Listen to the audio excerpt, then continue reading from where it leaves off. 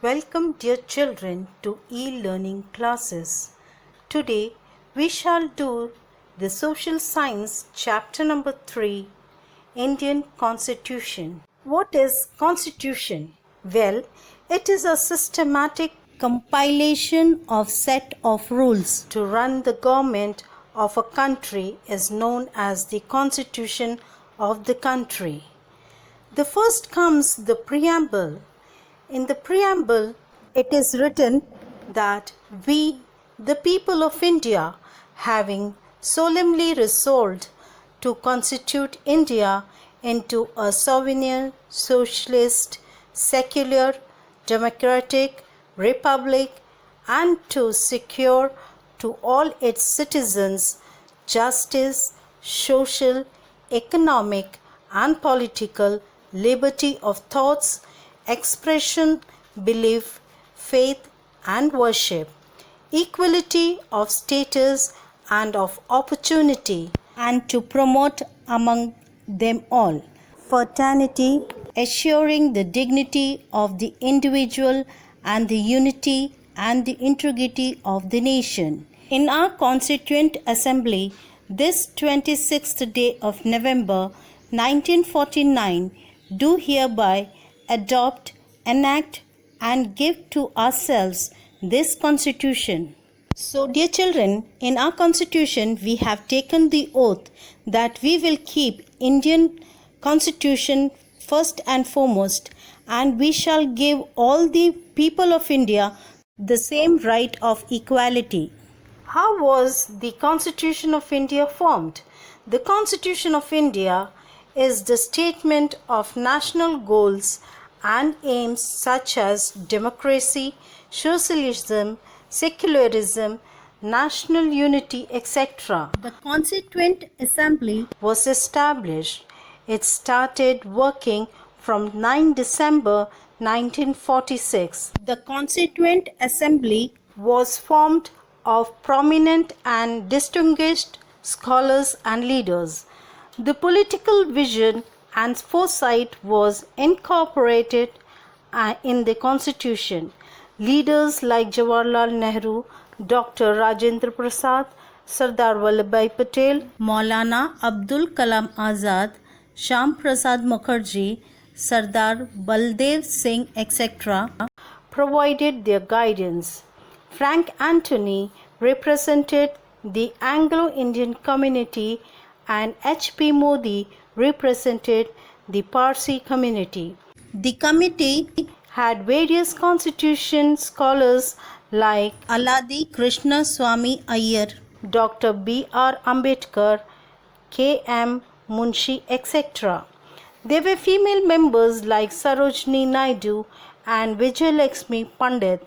Dr. Rajendra Prasad was elected as the President of the Constituent Assembly. There were number of subcommittees to take care of various aspects of the Constitution.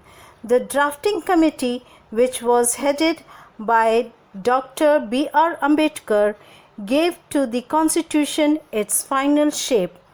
Total 166 members were held by the Constituent Assembly in a time period of 2 years, 11 months and 18 days.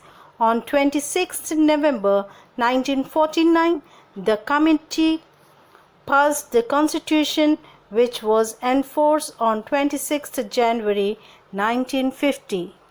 Now the question arises, why do we need a Constitution? What if there is no Constitution? No country can function without a Constitution.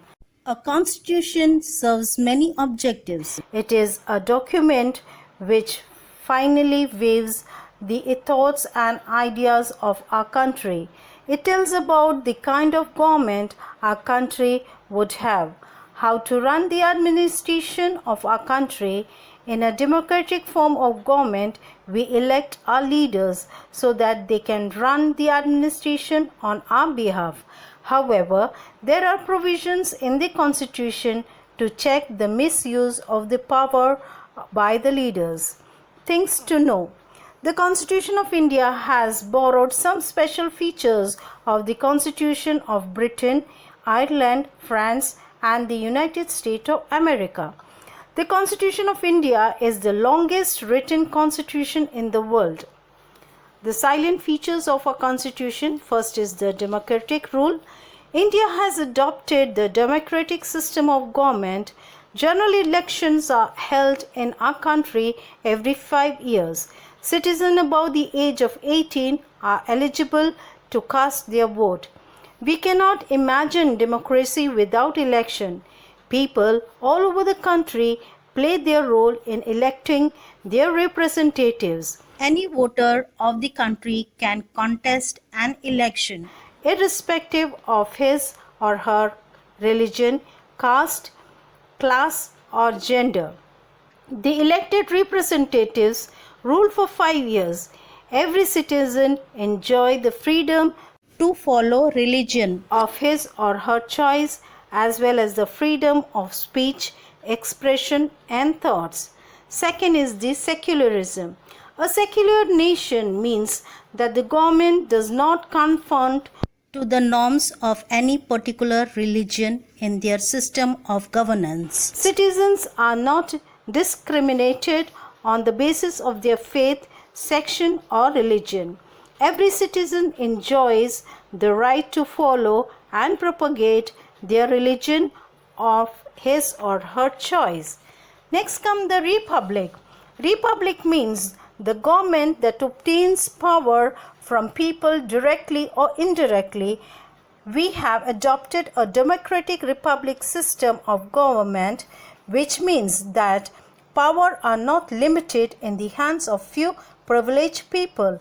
Rather, it is accessible to all the citizens irrespective of their caste, class, religion, or gender. Thank you for watching the video. Be safe.